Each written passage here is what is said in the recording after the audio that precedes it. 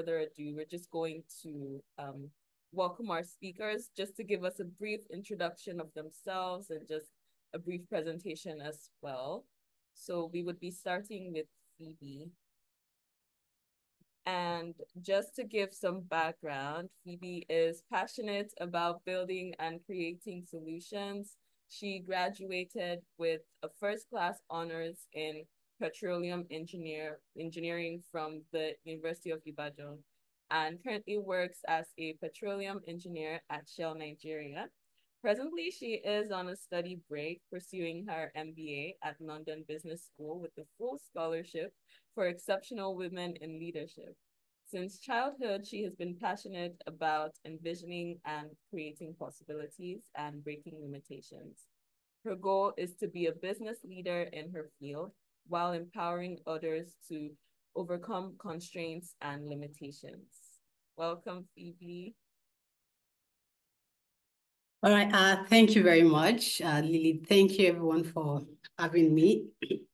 It's an honor being here today.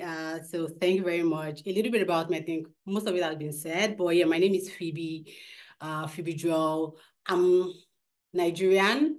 I'm Yoruba. Yeah, my Yoruba name is Olorunfumi, but my parents apparently gave us English name. I have an English first name and a last name.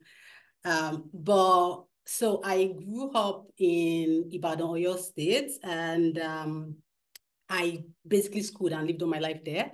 And after I finished my university, I moved to Lagos, and then I shuffled between Lagos, Port Harcourt a bit, and I'm currently in London where I'm running my MBA. I think my interest in STEM, I think I've always been interested in STEM. Growing up, I had two life goals. If I was not going to be a doctor, I was going to be an engineer.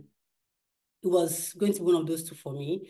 And I think one major thing that really steered me into what I'm doing today, into eventually being an engineer, how I'm trying to do a career switch and all about me, I think really has a lot to do on mentorship in one way or the other. And I studied petroleum engineering.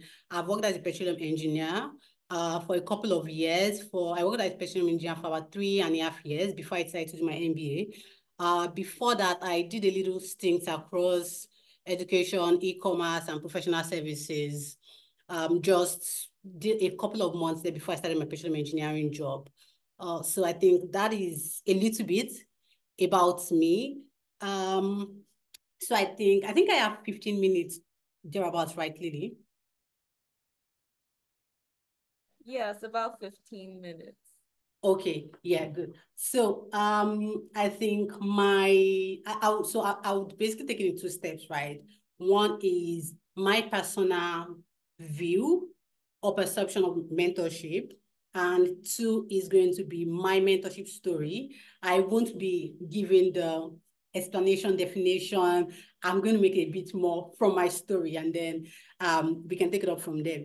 So I think personally, I'm an introvert, and I'm not very good at networking. I grew up not really liking people. Not that I don't like people, but like not being used to people, not going out. I grew up being cooped up in the house, basically. So I'm not really used to relating with people. So I do not go out, step out of my boundaries, step out of my comfort zone to reach out to people or anything.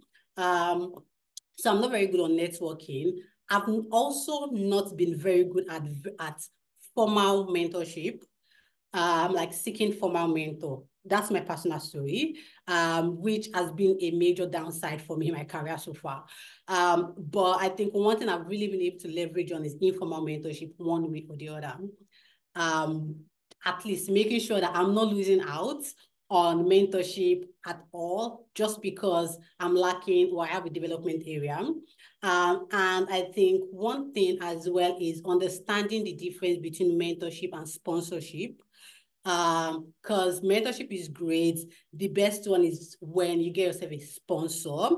I think I can definitely like touch upon that before I round up. But I think that's like my personal view, if I say a bit on mentorship. Then, so now my mentorship story, I had a little slide up. I just one single slide, just like take people to the track. But I don't know if we have that up. But I think for me, I think my life story, my career story is had a little bit of mentorship in it. And I think the first step was in setting the dream. And I would say the base of my childhood. Like I said, I really did not grow up having so much network. But I think it was then I realized I didn't know what mentorship was called or what informal or formal mentorship was. But I had people in my life that that I was able to look up to. And it did not start directly as, oh, I want to be a mentor or I want to be a mentee to you. So for how my dream came to be started from, I was just as a child, throughout my childhood, just getting to know people. And I had a couple of women that took interest in me. And it was a woman from church that just really liked the fact that I was always cooped up behind a book, and just started to give me more books to read. There was also another woman when I was like a customer to my dad that I follow my dad to our house, and they have like a big library. And I just began to pick books from my library, and she began to give me more books. That was how that started. Then I also had a family member that weren't very close, but I got to know her story through my parents, and it made me see different things that that could be possible. So I think the beginning of mentorship for me, or the first thing that mentorship meant for me, was creating possibilities in my mind. Even before I read out to people to be mentees, even before I knew, basically, I mean, when I see people, the value that I started seeing in those relationships was creating possibilities for me. I grew up around, I mean, below average economy, below average family. So the major limitation that I've seen looking back is that a lot of people did not know the possibilities that were out there. But right from when I was young, I had opportunity just being able to look up to people, to know the possibilities that are out there. It created possibilities in my mind. Right from when I was 5, 6, I knew that there was something called geology, just because the family friend I knew studied geology and was doing really well in it. Most people did not know what that means. And that was the part of petroleum engineering for me. So I knew right from like growing up that I wanted to really be a doctor because I like the prestige. My mom was in medical line as well. But if it was not that for me, I was going to be an engineer, and maybe not the machinery engineer, but more in terms of using my brain. So it's like, so what was going to be my dream? So I think my dream personally was pretty much shaped by the people that were figures in my life, not necessarily directly mentors. They were just figures in my life at that point that I knew. Then in terms of fostering my dream, so I had 2 dreams. In terms of fostering the dream, even though I wasn't outspoken, when it comes to something I'm very passionate about, I like to ask questions. And when I ask questions, growing up, I really did not care. I won't care. I mean, once the question is burning on my mind, I no longer see the barrier of the gap between me and whoever I want to ask a question to. So I can easily just walk up to someone and be like, oh, you are a doctor, a female doctor. Why? How? So I think those questions, being able to like cover that barrier, helped me out. And even though I didn't have like a specific mentor that guided me specifically through everything, but growing up, so those people that I had known that taking up interest in me personally from childhood they were usually my backup plan for questions, going back to them. I mean, because they were women, they were successful women. We were not like very close, but there were people I could just randomly go to their house or reach out to ask questions. Or do you know anyone that is an engineer? That is a female engineer. How is the person doing it? How did the person get into it? Do you think it's something I can do as well? And so I think those were opportunities that I was able to leverage on just asking questions. And all true. So in terms of like picking what I was going to study in school, up until agreeing I was going to do petroleum engineering. I think at the point when I didn't decide I was going to do petroleum engineering, because I knew someone that had already done geology but was now working in the petroleum industry, it was easy for me to now specifically know, okay, is this something I really want to do, or how do I go about it? I think at this point, I then reached out more on, okay, I really want to set a course for myself. This is what I really want to do in my life. But how do I attain it? Is it possible? I mean, I knew that it was possible, but it was more like, for me personally, from where I'm coming from, how do I get it? And there was the part of getting the right people to talk to.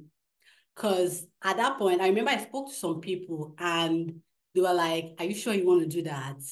It's a very narrow-minded course. Maybe strive for something else, or you could do medicine, you're good in this, you're good in that. So, but also not to just narrow your mind because, okay, I've seen that this person is really good at this, and I specifically just want to stick with this person. Open your mind out when you're trying to reach out to mentors, when you're trying to make someone your mentor. Aside from just their storyline, aside from their career story that you want to emulate, you also need to understand what they believe in, because I feel like that would help if you're talking to someone, if you see someone that has like a perfect, that's your dream job, that's your dream life. The part in which you guys took to that step is definitely very different, might be very different. The best part is if you've got someone that has similar story to your background, that is able to then guide you in exactly what to do and how to do it. Because what that also did for me was talking to someone that, because I mean, the person I knew that did geology connected me to a couple of people at our office that actually then studied petroleum engineering, but almost all of them studied abroad. And a lot of them were like, oh, you're going to study abroad, or don't worry, when you finish your BSc, you go and do your master's abroad, and then you come back to Nigeria and get a really good petroleum engineering job. So I'm like, that's why I put in fear in my heart. But I was like, okay, I'm still going to stay on the path. I saw that as a possibility. So almost at the back of my mind, I was so sure that immediately after my BSc, I'm just going to write GRE, go and do my master's abroad, look for scholarship, go and do my master's abroad, then probably come back to the country and get my dream job. When I went on IT as well, I saw the same story play out. I saw most of the people that I saw that got good jobs, they're like top oil and gas companies, did their masters abroad or schooled abroad. So, and talking to the ladies, they were like, oh, don't worry, you're really smart. Once you're done, do your master abroad. But I think the interesting thing, I always kept going back to the first lady I knew in the oil and gas industry, we didn't have like always regular chat, but it was just my informal check-in that says, oh, I'm done my third year. It's been cool. I'm still looking at how it's going to be like. And I think by the time I was almost finishing school, the economy was getting worse and it was like there wasn't going to be a job. And everyone in my class were already thinking of what else they could do outside of petroleum engineering. I think at that point, when I was in school as well, when I was in 100 level, I met a 500 level student in my department, and she was the top. She was the best graduated student in the school in her year. So it was an opportunity to just keep in touch with her. And luckily, we attended the same church. So it was an opportunity to just keep in touch with her, follow her up. Oh, how are you doing? How did you do it? Do you think I can do it as well? So I think those are the way I presented my question, getting interested in people's life. How did you do it? How is it going for you? Those helped me to see if these are people that we probably have the same story, at this stage, I probably pick from them and then follow through. Like I said, if I had a proper mentor, maybe this would have been easy for me, but I dabbled around a bit. And then, so basically, I'm pursuing my dream. By the time I graduated and my plan was to go study abroad, I didn't have the money for it, and none of the school I was getting was giving me scholarship. So I tried to just stay back and try my luck. So when job applications started coming up and the application for my job came up, I applied anyway because I knew I was just still going to apply, even if I was not going to get it. But my notion was I probably will not get it. And then I reached out to someone in the company that was a lady that was an engineer as well. We didn't have the same story, but just to know, okay, so how is the work? Is there what's the story like in the company, or what do I need to do to get in? And the process was very formal. It was the same almost every recruitment season. So she just told me it's going to be the same thing. Just make sure that your interviews are. So I think asking questions can really help you to get in touch with mentors. Just being genuinely curious helps you to start getting across to mentors. This person, by the time I got into the company, was really passionate. I would say like one of my sponsors. By the time I got into the company, because she was just happy that I reached out even from the very beginning, and I did not reach out like, oh please, how can you help me get a job? It was just more like, oh, I'm interested in this, and this is what I've been doing. I graduated with this. This is what my interest really lies in. I just want to know. I'm not asking you for help. I'm just very curious about what you do, what my chances are, or what do you think I need to be doing. And it was about a 30 minutes conversation that we had over the course of that time. And by the time I joined the company, she was really interested in me. That's how we built that relationship. So I think that's like one of the ways can I come across to mentors if you're trying to like search for mentors, instead of just asking for a particular request, getting interested in what they do in their works as well. And so that then goes to when you're working, whatever it is you're doing, if you have someone that you want to mentor you, you could and it's not everyone that's going to be your mentor. I've had people really guide me on the path. I've had people even speak up for me in places that I did not know of, just because we've had intellectual conversations. They really like what I do or how I presented myself to them.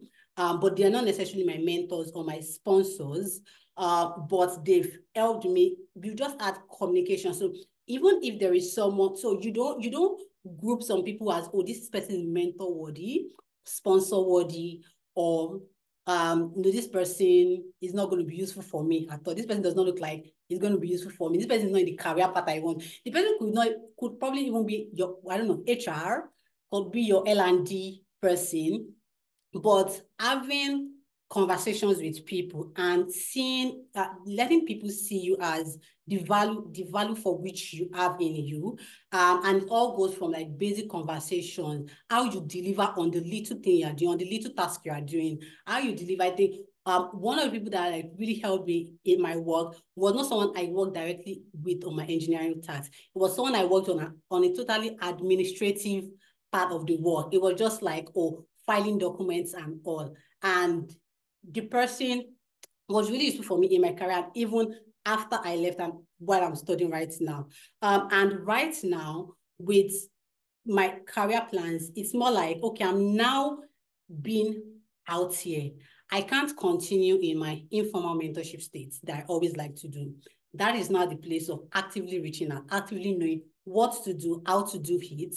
And it won't always come easy, especially if you did not have that personally growing up, if you're not very outspoken growing up, or if you're not very, if you're not so used to putting yourself out there, it might not come easy to you. So I think the key things that I've been doing is taking it very easy for myself, not pressuring myself. Everyone has like 3-4 mentors already. Maybe not pressuring myself. Who can I talk to? Just building relationship with people, letting them know me, letting them just being in their space, just letting them know my name, gradually it builds communication. It helps us. So the next time my name appears in their DM, it's easier for them to respond to me if I have a question. And that then gradually builds in me being able to say, oh, I really like what you're doing on this. Is it possible you can mentor me on how to be this, on how to be that? So, I think that is like my mentorship story.